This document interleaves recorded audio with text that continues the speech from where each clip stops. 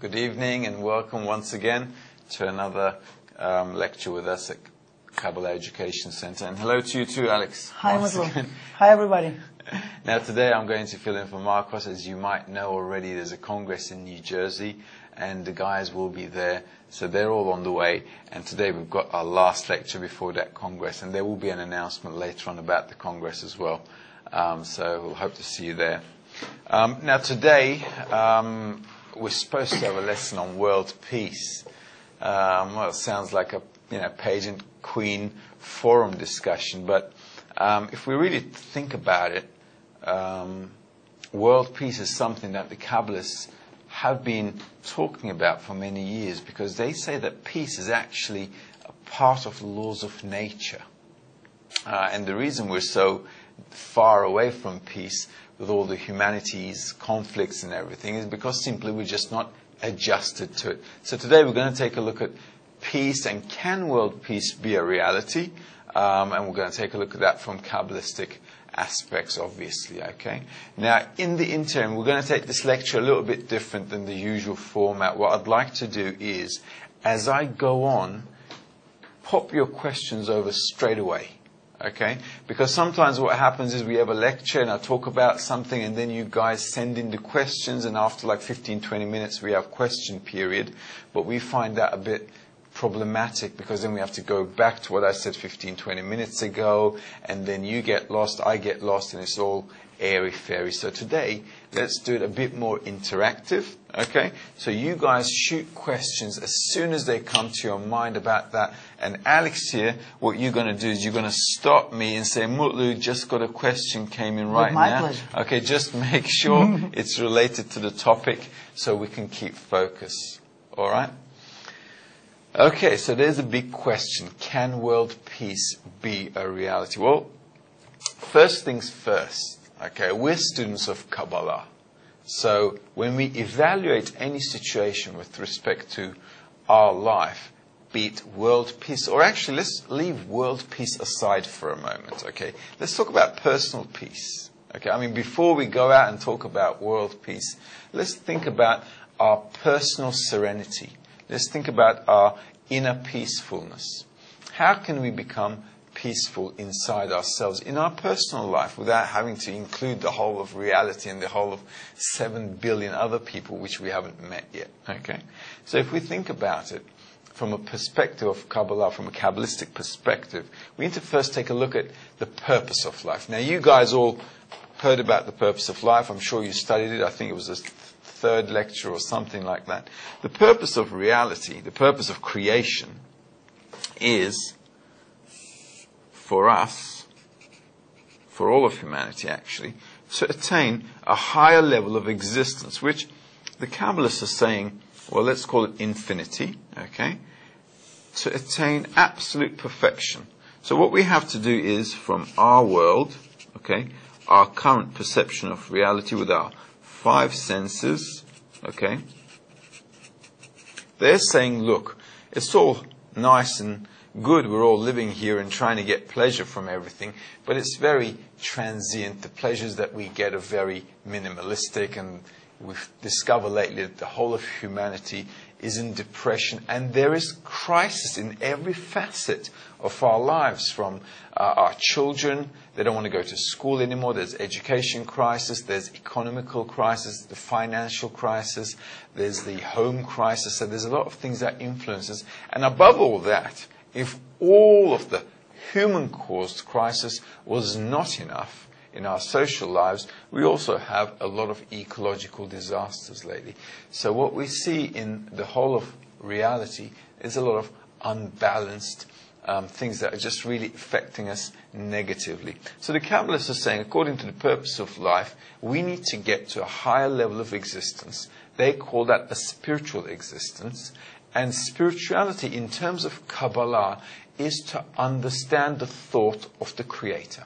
Okay, so by this lesson, you guys know that there is a Creator. We've been created by a force of bestowal and love in a form of a desire to receive. And what He wants to do is bring that desire to receive to its absolute perfection in a spiritual let's say, existence. Okay, a higher level of perception, a higher level of existence. Okay, so that's what he wants. So the Kabbalists are saying, well, from our world here, we need to get there. Okay, and that's the purpose of creation. So let's call that the purpose of creation. Okay, so you guys have already gone through the purpose of creation. I won't get into the details of that. Okay, our topic is peace and how can we attain that. If we want to get to a goal, the first thing we need to evaluate is what's our current situation. If I want to get somewhere, I have to evaluate where am I now. And according to Kabbalistic texts, we're in a state called a desire to receive. We want to receive pleasure. We want to fulfill all our desires. And our nature in wanting to do that is a form called egoistic nature. So I egoistically want to fulfill my desires in order to receive happiness, joy, fulfillment, contentment, tranquility, you name it. Whatever I want in life, in order to feel good, I want to get. And that's my nature. It's human nature. All right? And we were all created that way, and that's fine. It's not a problem. Okay? The problem is this. The problem is not with the desire to receive. The problem is the whole relationship situation between us, that I want to fulfill all my desires on the expense of others. All right? So a desire to receive pleasure is not really bad at all, because, at the end of the day, the purpose of creation is actually to fulfill us with light, bring us to perfection, bring us to infinity with absolute pleasure. Our problem is, in our current nature, that desire to receive wants fulfillment on the expense of others. So I want to use everybody else for my personal benefit. All right? So if we look at the purpose of creation of wanting to come to perfection, which is love and bestowal, and if I look at my current nature in this world, which is egoistic desire to receive, we have two opposite ends. Okay, so the purpose of creation is to come to love and bestowal. Okay, which are the attributes of the Creator. Love and bestowal, attributes of the Creator. So that's where we have to get to. Attributes of the Creator, which is also known as nature. Okay? Now, Kabbalists call the Creator also nature. Doesn't matter. It's the same thing, because at the end of the day, we were created by a force. What difference does it make if I call it Creator, God, nature, Allah, whatever? It doesn't really matter, because it's talking about one force that created everything. Okay?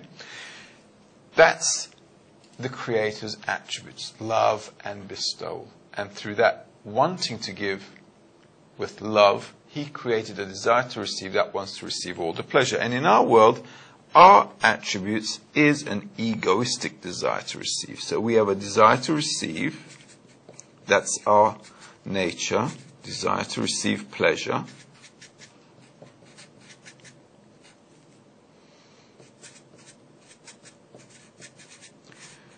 And its form is egoistic.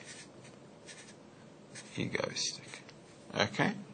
Now these two things are absolutely opposite to one another. So there's a big gap between that nature of the Creator and how I use my nature. So the Creator is all bestowal, and He wants to bestow love, fulfillment, and I am an egoistic desire to receive. I want to use the whole world in order to satisfy my desires. That's our current situation according to Kabbalistic texts. Okay? And the purpose of creation is to be like the Creator in our desire to receive form. That's also what they're writing. So how can it be possible for us to attain in this world peace? How can we attain tranquility within the society, within our country, within our continent or the whole world for that matter, with all the globalization, with all the global trade, the whole interconnected financial system, the interconnection of the stock exchanges and everything else, how can we now come to a global peace? Now, we're going to read a few things slightly in the future, ahead of the lesson, from the peace article. So if you've got this book here, okay, there you go, Kabbalah for the student. It is worthwhile, okay, to keep it in front of you. We're going to read from page 264 and 265 later on. But in the meantime, let's have a little talk, okay? Now, the Kabbalists are saying the whole of reality is actually one connected entity. And if we take a look at the whole of reality, what we'll see is the still level, the vegetative level, the animate level, okay, and the human level. And if we take all of that as one entity, that's the whole of creation. Okay, let's put it like this. Creation. Okay? So the Kabbalists are saying, well, we're all in one creation. But man has a tendency to think that he is above nature, above creation. Why? Because he thinks he's a bit more smarter than the animals and the plants and the rocks. Okay? And what he wants to do is obviously use everything in order to have a good life. Okay? And because he doesn't see himself a part of the whole, but apart from the whole, there's a problem. Okay? Because he begins to unbalance that whole by considering himself out of it and acting in an unbalanced way. So what we're going to do today is take a look at what Kabbalists say, according to them, what the global crisis is, what human nature is, how we can integrate social life, and what bestowal is, and how interconnected we all are, and how that interconnection can actually achieve harmony together. Okay? So all of that is, in a nutshell, the summary of today's lesson. Okay? Now, with respect to that summary, is there anything? Yeah. First of all, Margaret from San Diego, California asks, excuse me, will my study of Kabbalah against spirituality has an effect on all of humanity and my reality? Absolutely. It will have an effect on all of reality. It's just like I explained right now. We're all part of one system. All of us are interconnected. And I'm going to explain that a bit more in the future. It's a very nice question. Everybody in the world affects everybody. And in fact, there's a lot of scientific articles now about how our thoughts, how our desires, how our intentions, things are seemingly detached from our physical actions, are influencing the world. Okay? So studying Kabbalah will obviously have an impact on you for the better, and that for the better impact will have a better impact on everybody, on all of us. We spoke about love and bestowal, and Igor from Slovenia asks, can we define love and bestowal a bit more from the Kabbalistic perspective? It's a nice question, Igor. It's difficult to define, and I'll tell you why. Because it's something we don't have in our world. The closest thing that we can define love and bestowal as an example to is a mother's love to her children, because she really feels that her children are a part of her. So she's really dedicated to them. She wants to do the best for them, and she wants to give them all she can. That's the closest example we have, which is not actually the real thing either, because a mother by nature loves her children. She doesn't love the neighbor's children. She loves her own children. So defining love and bestowal is very, very difficult, because it's something we never tasted. It's something we don't have in this world. We don't know what it is. And the reason we don't, because it's lacking in our lives, that's why there's so many love songs in the world. That's why there's so many romantic movies and love poems, Why? Because it's something we don't have a taste for. We don't know what it is, but we have a yearning for.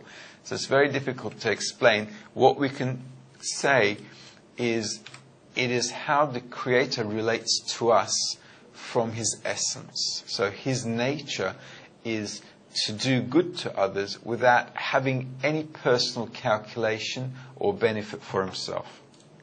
And that's actually what the Kabbalists are defining as well. That He's a force that's good and that does good. But we don't actually know what that goodness is until we attain that level.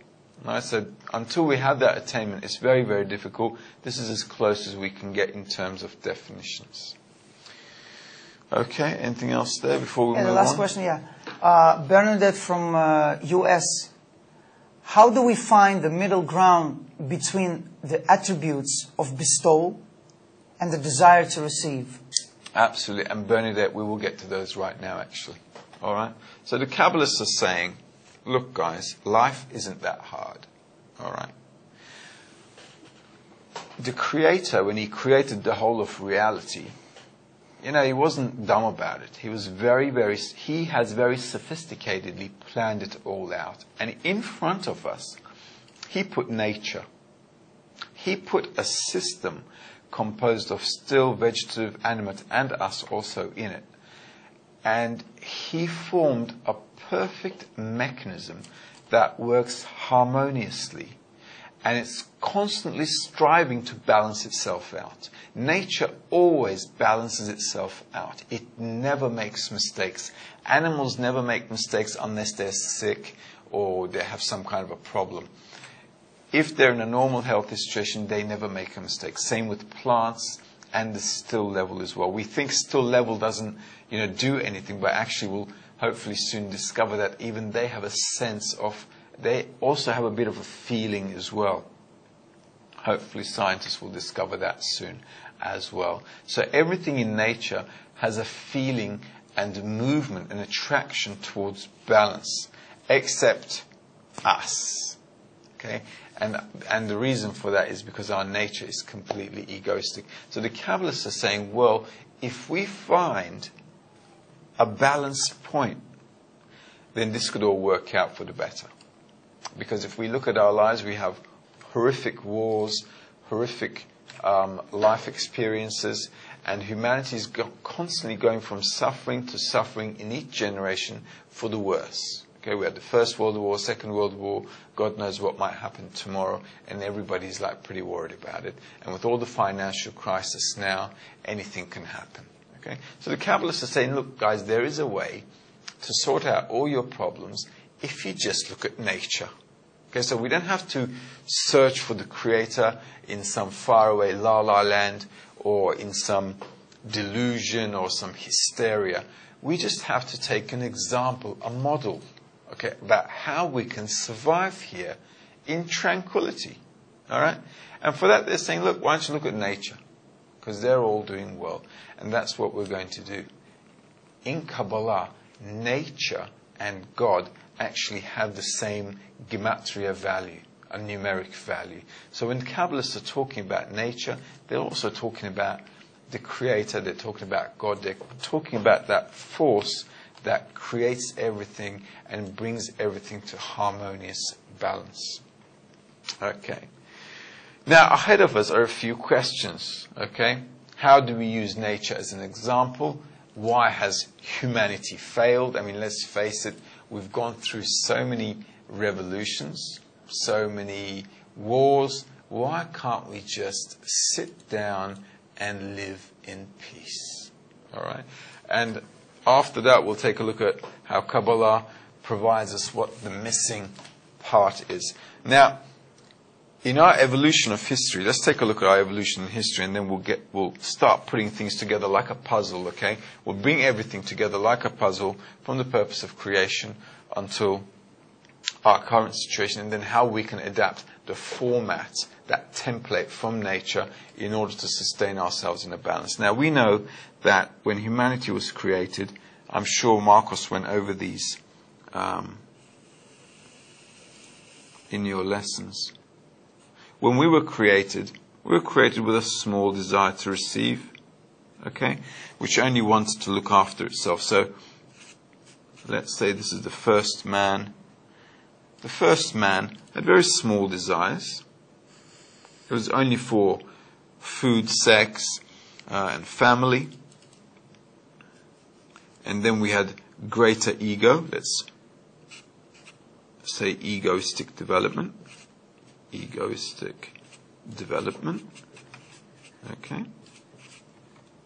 Which is also a historical development, actually, because humanity is developed through the egoistic pushing force. Okay, so a force that pushes us to develop is actually called the ego. Our desire to receive, our desire to receive is growing with every generation, and that's how we advance for centuries, for thousands of years, constantly wanting more and more out of life. Okay, so after that we add money. We want to get rich, so let's call it the basic needs. Okay, these are the basic needs. Then we wanted to get rich. Okay. Then we wanted to be powerful, so we seeked power and honor. And then we sought knowledge.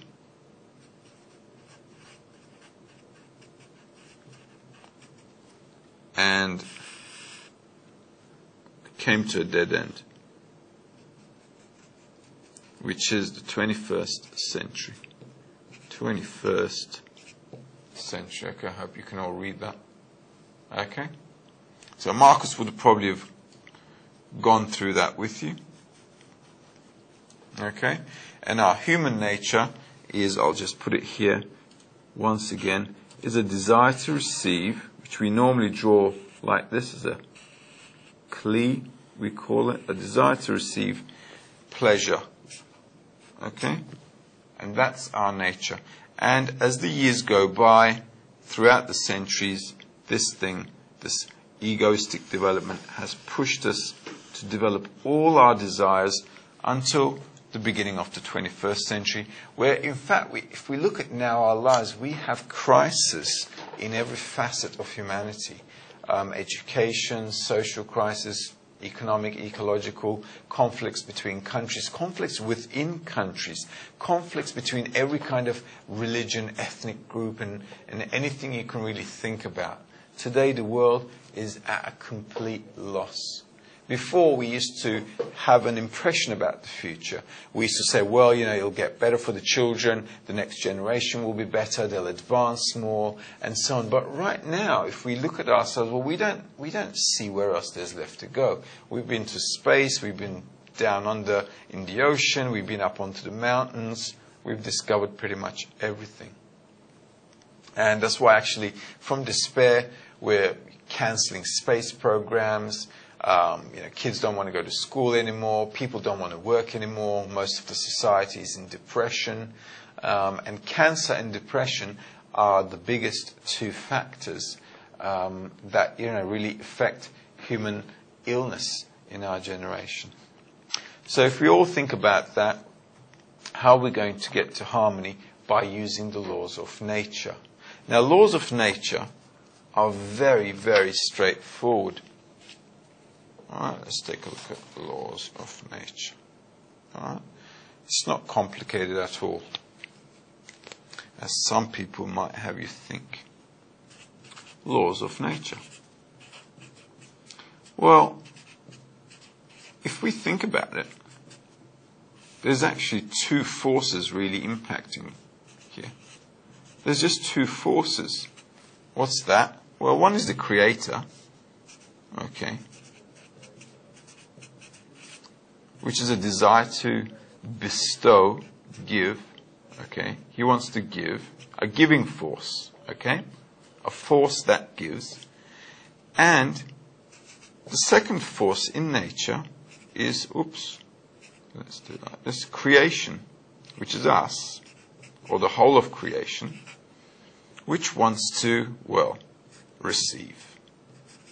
Okay? There you go. I hope you can all read that well. Hope you can read my writing. Sorry if it's a bit of a drama. But this is how it is. In nature, there's only two forces. We give and we receive, just like Creator gives and nature receives, or creation receives from the Creator. There's no buts, or there's no ifs. There's no other way around it. So all we have to do is basically balance this out. Okay. Now, if we take a look at nature, let's take a look at laws of nature again. Okay. Maybe we'll read a bit, actually. Well, in a while. We'll read in a while to look at how society works among us. But let's take a look at laws of nature a bit more. In nature, what we can take example from is the still level, the vegetative level, and the animate level. Now, suppose we weren't living here, and suppose we were living on another planet, and there were no humans here, right? Let's say our world had no humans in it at all. All right? And some guy on another planet was observing our planet with binoculars, and he saw these still vegetative and animate levels, and he would see that all of these factors are living in an equilibrium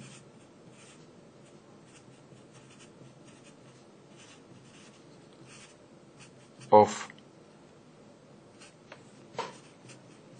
take as much as you need,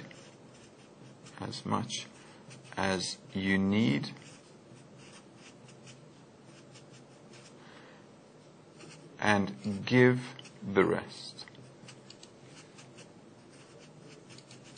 He would see that there was an equilibrium in nature, that things that belong to nature take as much as it's necessary for their survival and their development, and beyond that, they just give. It means they leave it alone. They don't stockpile. Okay? For example, a plant that's growing takes from the soil as much water, as much mineral dampness it needs. It takes as much sunlight as it needs, and it grows accordingly. He flourishes, it grows, it flourishes, it becomes a plant, and then it provides for other creatures. When a plant dies, it actually becomes sustenance for the still level, and when a plant is alive, it becomes food or shelter or a place for, reproduction of an animate level. So the plant is actually not living just for itself, but the plant has used the environment in order to facilitate for the rest of the environment. Okay?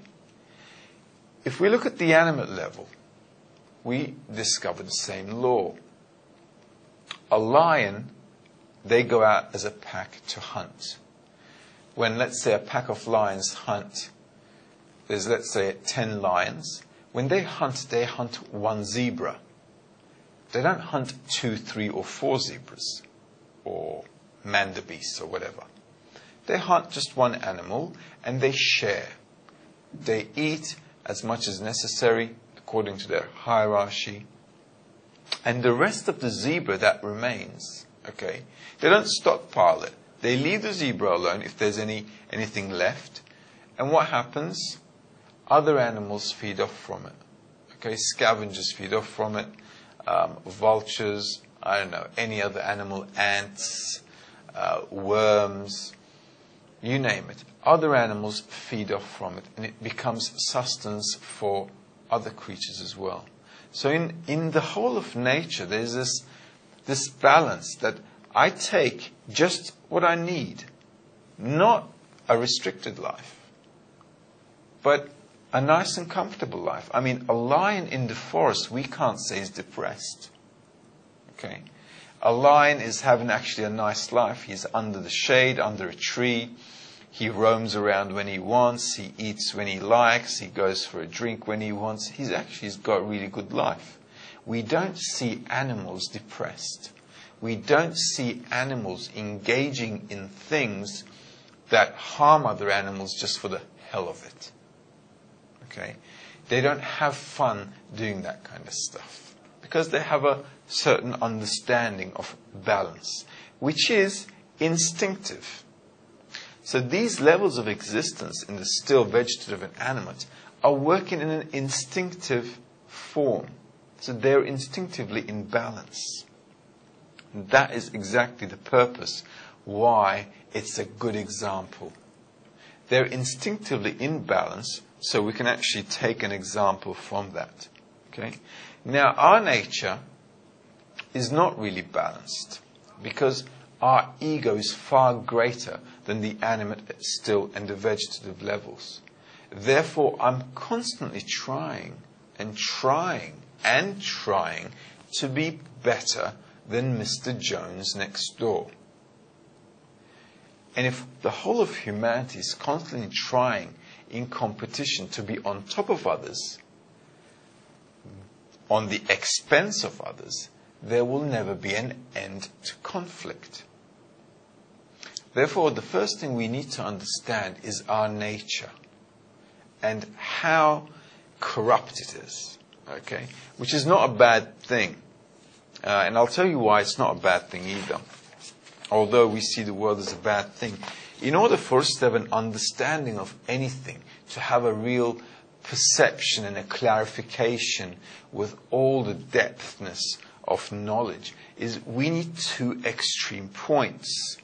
The good, the bad, black and white, sweet and sour, or sweet and bitter.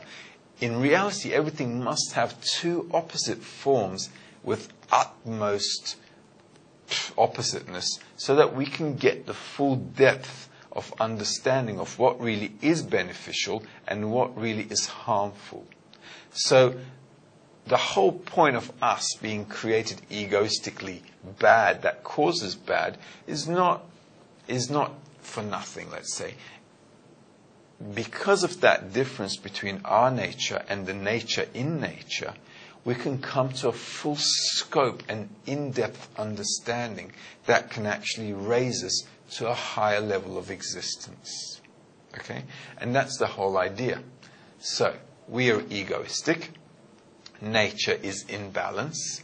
And from our egoistic, unbalanced nature, we can look at nature to see the differences and to come to a reconciliation point, which is exactly that middle line that our friend Bernadette from Florida, I think, was asking.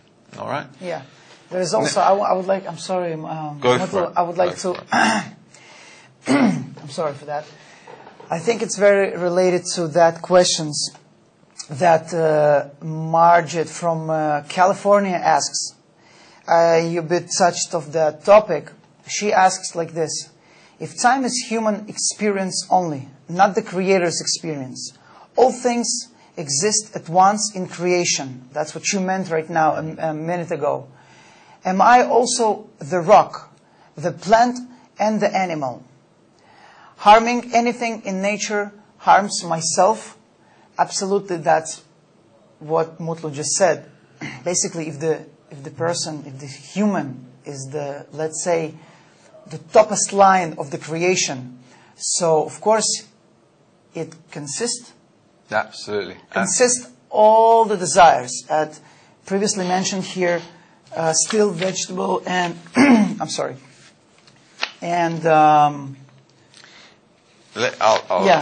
go for that. Okay. What it is actually, because humanity is at the top level, at the highest level of creation, it has a power that can impact the whole of creation below its level, like the animate, the vegetative, and the still level. So what we'd like to do is to create such a balance in our nature that will impact the whole of nature and bring everything to equilibrium. It's a nice question. I'd like to draw something related to that. I was actually going to touch this point later on, but since everybody's asking, maybe We'll go into it. Now, the whole of humanity, just like the whole of creation, is actually one mechanism. It's one system. All of us in creation are it's just like in a balloon. All right, we're like air particles in a balloon. Okay, we're all here. 7 billion people. That's right. 7 billion people connected inside what's called creation. Okay, as I mentioned earlier, the still, vegetative, and the animate levels, they live instinctively. But man is a bit special. Okay? He goes beyond instinct. He has a capacity to understand. He has a capacity to evaluate. He has a capacity to see forward. He can measure time. He can see or estimate what can be done ahead of time. So he has constantly an urge to do things for the future, a future benefit. Okay? And because we're all connected, it's like a network. Everybody is connected. Actually, there's a really nice video on YouTube. I'm sure you can find it. They say that humanity is connected. The whole of humanity is connected by 4 people. Okay, so if I know 4 people, like let's say that, if I know 4 people, it means, let's say this is me. All right, let's say this is me. And if I know 4 people, they're saying you're connected to the whole of humanity. Because that 4 is connected to another 4, another 4, another 4. It's like we're all connected. And if you think about our whole historical development and the development of humanity through all the dispersion of humanity all over the world and so forth, we're actually from generations and generations all connected. And also in biology we see that as well. The biologists are now saying that our traits, our character, our personality is actually embedded in our hormones and genes. So if all my personality and hormones, my personality and character are determined by hormones and genes, it's coming back from 1,000 generations. It's coming back from like thousands of people that were before me, that were a reason for my existence at this point. So if you think about it, all of us are living in a network of connection. So when we're all in unbalance, the whole system's unbalanced, because if we cause environmental pollution, the animate, vegetative, and the still level, they also suffer. So man is actually a pivot point for balance. It's the only level in creation that needs to be balanced out. And for us to understand that balance, we first need to understand what is complete unbalance. And that's what we're discovering right now in the 21st century, that we're discovering that we're completely off the track. We've gone nuts. And if we discover that, as a lot of scientists are writing about it right now, a lot of scientists mention that our disposition is due to our egoism, because we're egocentric. And it's always on the expense of others, because we want to be higher than others. We want to be more special than others. We want to be better than others. That, in turn, leads us to cause damage to other people.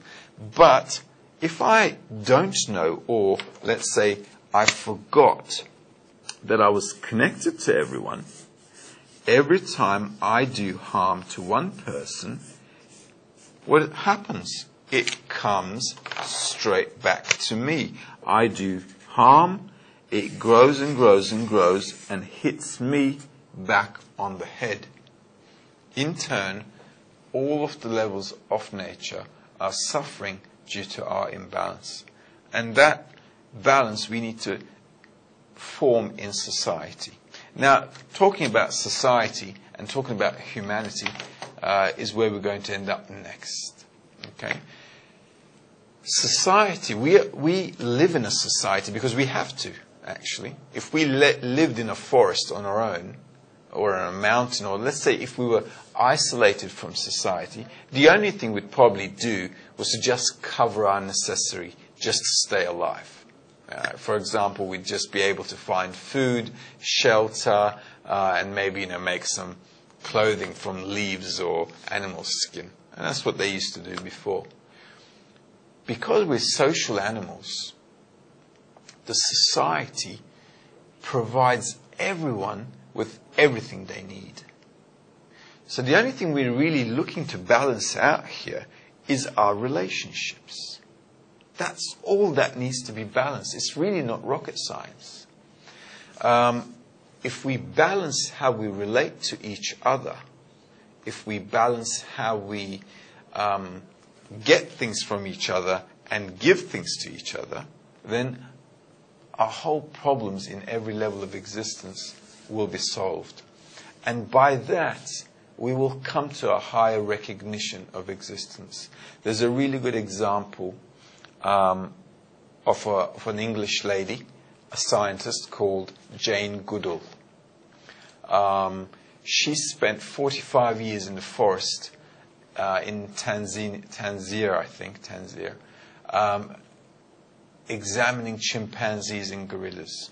And there was a recent, not recent, a few years ago, several years ago, there was an interview with her and the Rav, Dr. Lightman. And Dr. Lightman asked a really nice question. What did you feel inside those animals there? And there was a statement that was very, very, it was very acute, and it was very, very, it was very enlightening, let's say. She said, among those animals, when they accept you as a part of them, with all the arguments they have and all the screamings and the shoutings they have amongst each other, in that social conformity and in the way they live in nature in complete balance, she said, you can feel love. This is a very interesting thing, because love we normally think about, me and my girlfriend, we're in love, or we love our children or something like that. But to actually experience something that's in the air, which is at a level of the animate level, is very interesting. Which is actually what Kabbalists are saying as well. Because the Creator is fulfilling the whole of creation. He's like air. He's like everywhere. Okay? So all we have to do, if we balance ourselves, is we'll get to feel that force that fulfills everything. And that sensation is called love. And until that's sensed, that's why it's so difficult to explain, as our friend asked earlier on. Okay? So I'm sorry, Mutlan. This is actually the good answer for the Igor from Slovenia that acts basically saying that from biological perspective, what makes us human unbalanced compared to all other animals. And that's exactly what you just said before. Absolutely. Yeah. Is it the intellect, self-consciousness, our society? I think that's a great answer. It's everything combined together with our egoistic nature. Society is a very important factor because it influences us. If the society is constantly showing me on the media what I need to buy, what I need to be, how I need to behave, and if all those forms are going to be wrong, what does it mean to be wrong? They're all going to be on the expense of others. Then there's obviously everyone going to be fighting for something, and that's just going to cause disruption. If I'm constantly pressured by media and the environment to want things I didn't really have a desire for in the first place, and I have to trample on top of other people to get there, then that's going to cause a problem. So our initial problem is actually our egoistic nature, because our intellect wants to fulfill our desire. That's what the mind is for. The mind doesn't serve any other purpose. It's a memory bank, and it does a calculation in order to fulfill our desires with respect to all our previous experiences in life. So if I want something, if I have a desire for something, my mind starts ticking. How can I fulfill that desire? And because we're an egoistic nature, that egoistic nature is always going to be, he's not going to care about what happens to other people. He just wants to get what he wants. And that's that point of correction we need to do. Wanting things is not a bad thing at all. Getting things is not a bad thing at all. You can have everything you want. But if we do it on the expense of others, by harming others, then in return we have a system that's unbalanced. And because nature thrives for balance, it will push us, and it will push us mercilessly to bring us back to balance. And this is exactly, you know, Am I answering before the question? No, because I'm looking right now at the question, and the question came from Italy, from Paola. Paola from Italy. She basically asks, nature has been made perfectly. How does Kabbalah see the nature catastrophes, tsunamis, earthquakes, etc., etc.? Exactly, our unbalance. The more unbalanced we are, the more ecological harm we cause. Exactly. The more environmental pollution. Why? Because we're running after things we don't really need. Okay, if you look at United Nations researchers, you'll find that 90% of the things we manufacture in the world are absolutely nonsense. They're redundant. We don't need them. We never wanted it in the first place. Somebody manufactured it. Somebody did an advertising for it. We saw it on TV. And because we saw something that we didn't even want in the first place, we suddenly wanted it.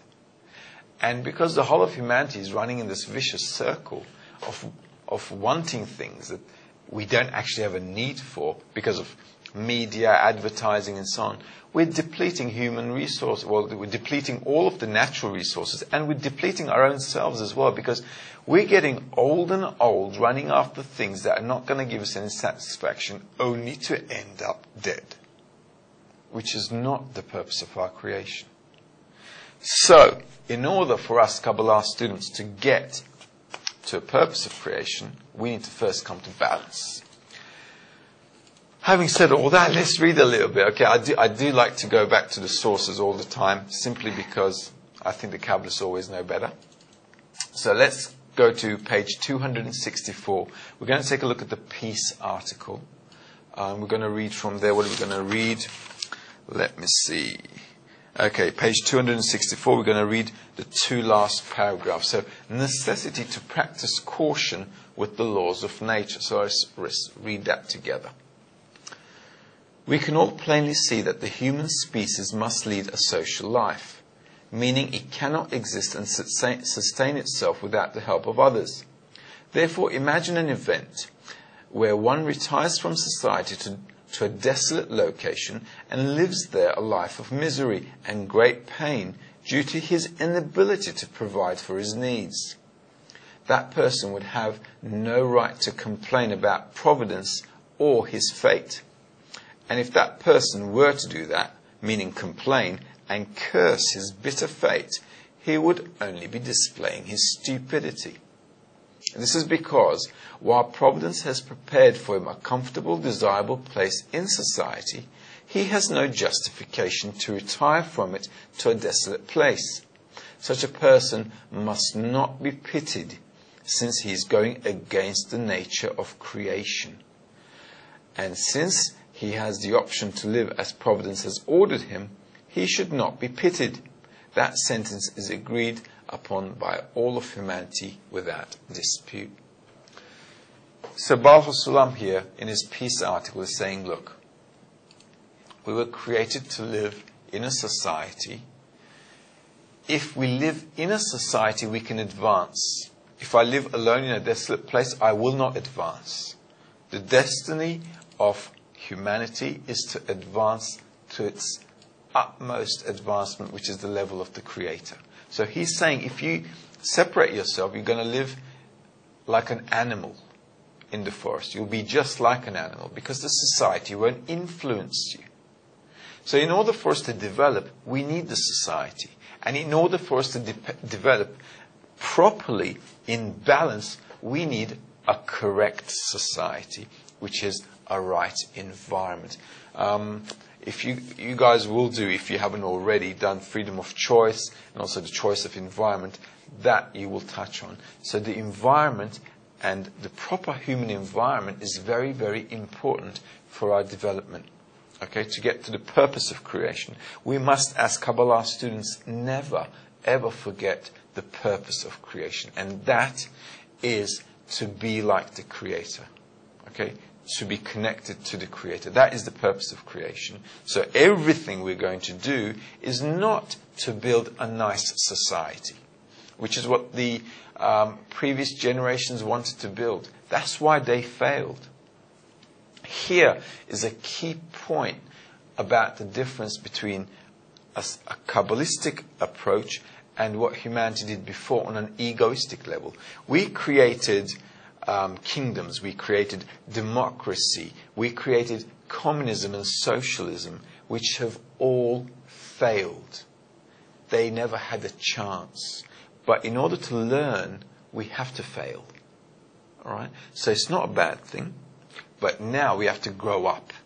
The key ingredient that was always missing in all those revolutions we did, in all those ways of life we decided to build for ourselves, was because we lacked the purpose of creation.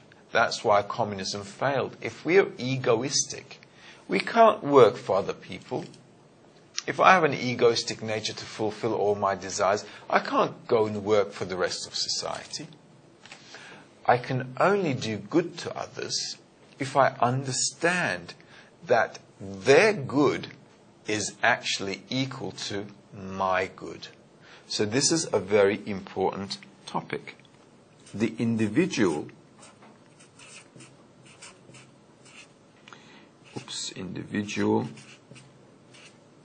equals humanity. What's good for me equals good for them. What's bad for me equals bad for them. In return, everything is reciprocal. We have to understand that the good of the society is actually for my own benefit. Because if we have a society that's happy and balanced, then they're going to get back to me in a positive way. Everything will be then balanced. Therefore, Baal HaSulam is saying we need the society, we need to keep the society, and we need to correct our relationships in that society to come to a balance. Let's do a bit more reading, and then I'll try to cover a few more topics as we go along. Before we read, is there any more additional questions there, Alex? Well, Jim from Stevenson asking to explain, is love another word of bestowal? Love is an attribute. Bestowal is the action of that attribute. Okay, that's the difference. So okay, this is it for now. If I love someone, the way I show them my love is by giving them something. Okay? If I love, my wife, my children, how do I show that? I give them. And that's the act of bestowal. All right? So there's an attribute and an action. And that's what we need to attain as well. All right?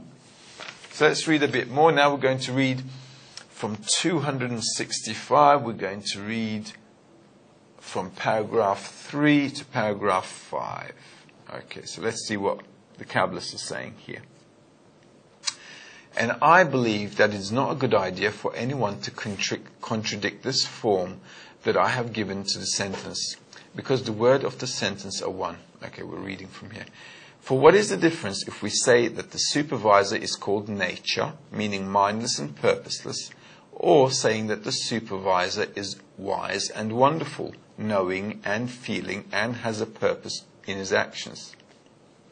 Basically, what Baal HaSulam is saying here is, look, guys, we live in a system. So it doesn't really matter if we call the Creator some mindless thing that just created us, or some wise thing that created us with a purpose. It doesn't really matter, because we live here and there's nothing we can do about it. So what difference does it make if he's mindless or wise.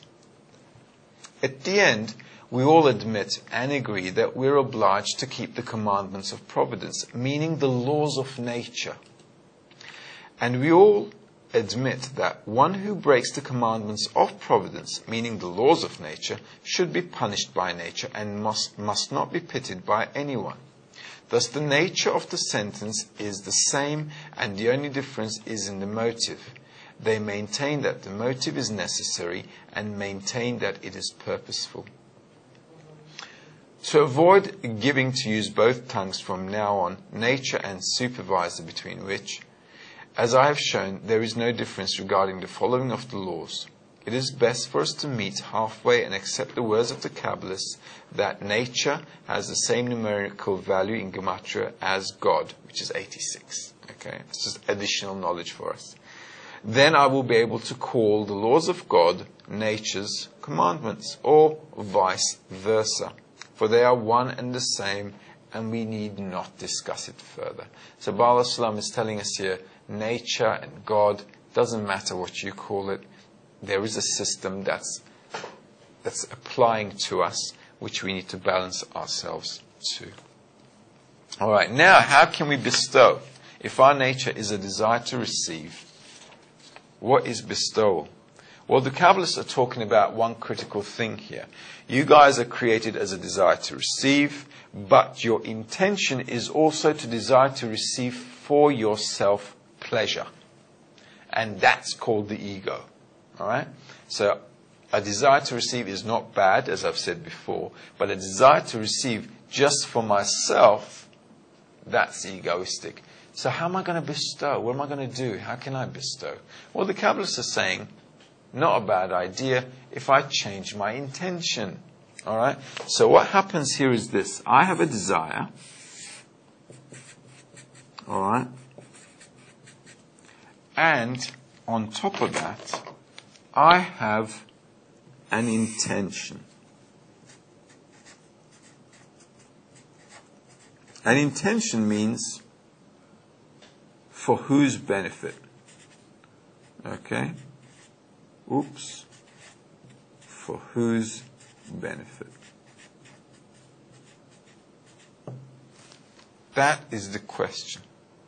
If I can resolve that, then I can be in balance. So the Kabbalists are saying, look guys, the act of bestowal isn't even physical.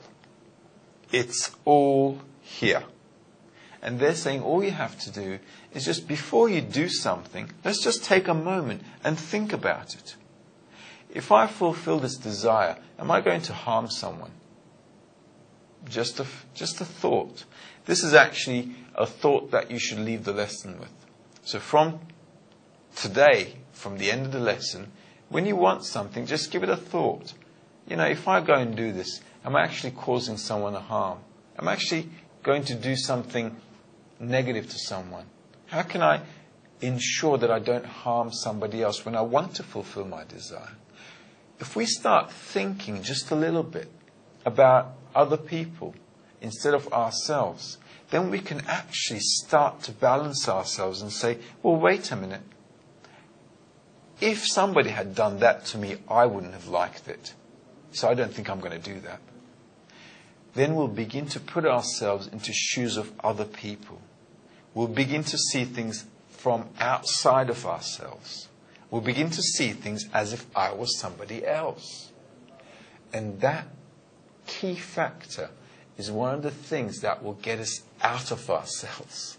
And if I get out of myself, I can actually feel what is really outside of me. And that's called the Creator. All right? So there's two things here. My desire and the intention. And that intention is actually my full focus. Everything that determines how I fulfill that desire is that intention. And that's what we need to really focus on. And this is actually, I'm sorry, Mutlun, this is actually what covers two questions here. One, it's the previous one from James. I'm sorry, James, it was a long time that you sent the question, but here, Mutlun just answered you right now. How can we put ourselves in a position to receive in order that we can bestow?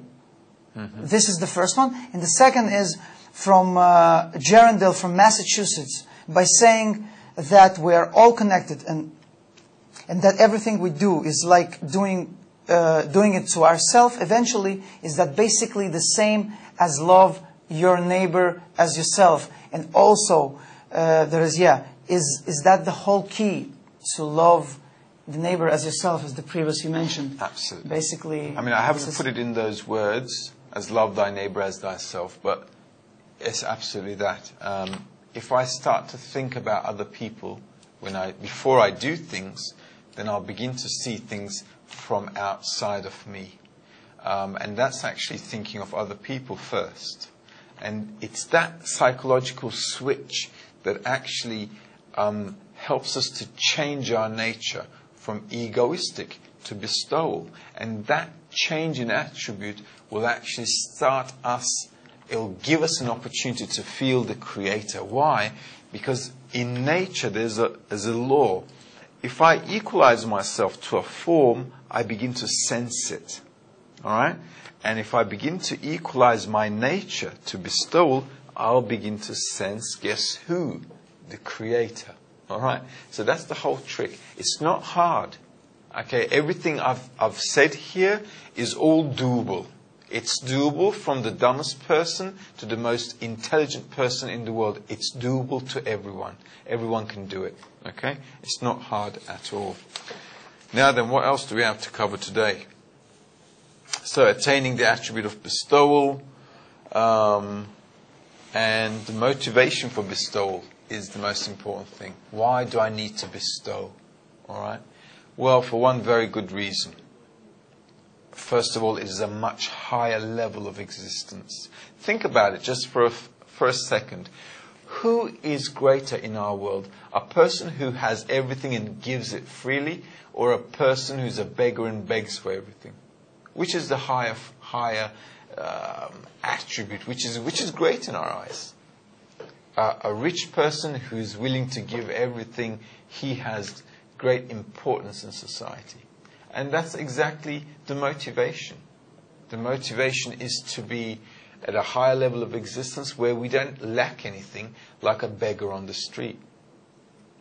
And if we just take a worldly example, I mean, forget about the attaining, La La Land and the Creator. If we just took a basic example in our world about what we want to be, okay? A person who has everything and can give everything, or a beggar on the street. Take those two examples and let's determine that purpose of creation as a motivational factor that will push us to bestowal. Just think about having everything, being able to do everything, having the power to do that, because that is the purpose of creation. Everything we do in our life is to get fulfillment. And if I can keep that in my head all the time as a goal, there's no stopping anyone. All right? Everything depends on how important something is for you. Any other questions there? Yeah, there's anything I haven't answered there? Well, you covered basically everything. Yeah, people continue asking, but here you definitely covered this question: how can we measure our nature to correct ourselves? It's from Michael from England, Chester. Okay. I think you covered it already. Let's take a look at that again. It's a nice question. How can I measure myself and nature? We have to see the two opposite things, all right? We have to see the real negative and the real positive in order to make a proper calculation, in order to make any measurement, all right?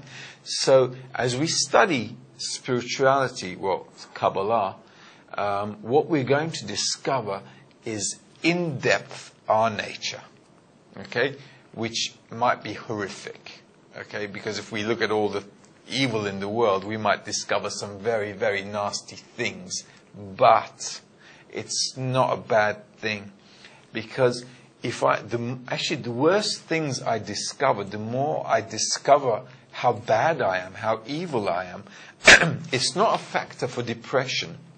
It's actually a pivot point, because if I see evil, which is really bad, then it means I'm going to have to discover a really, really good state exactly corresponding to that, so I can make a measurement of how to use this evil desire in order to do something really, really good, which is incomprehensible at this point in time, simply because I haven't yet discovered the Creator. That's why the most important thing in Kabbalah is first to discover the Creator, because the moment we discover the Creator, I have a template for every good, every bad. For every bad, every good. I can measure, I can calculate, I can do everything precisely.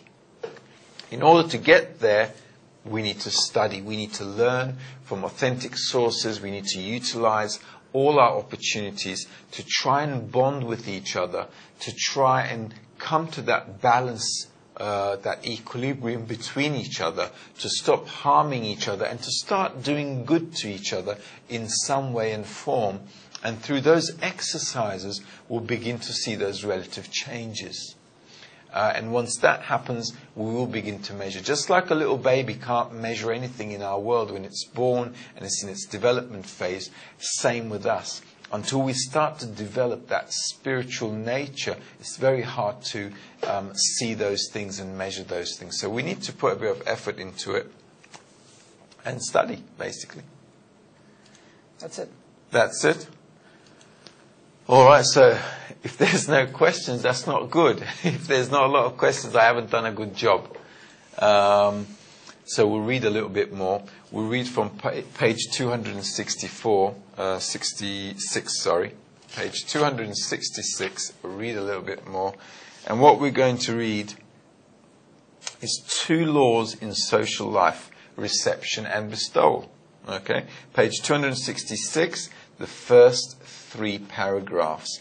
So let's see what Baal HaSulam says about the laws of reception and bestowal in society. In general examination, we find that there are only 2 mitzvot to follow in society. Mitzvot means action, a good deed. All right. So in society, there's 2 good things that can possibly happen. All right. These can be called reception and bestowal. This means that each member must, by nature, receive his needs from society and must benefit society through his work for its well-being. And if one breaks one of these 2 conditions, let's call it, he will be mercilessly punished. We need not excessively examine the action of reception, since the punishment is carried out immediately, which prevents any neglect. But in the other of bestowal upon society, not only is the punishment not immediate, but is given indirectly. Therefore, this act is not properly observed. Okay, so in society, he's saying we've got 2 actions basically to make, to give and to take. And if we don't do these, there is punishment for it. On one of them, on the reception, it's immediate. On the bestowal, it's not clear when that's going to happen if we do it wrong. Okay? So let's take a look at the 3rd paragraph. Thus, humanity is being fried in a hideous turmoil and strife and famine, and their consequences have not ceased thus far.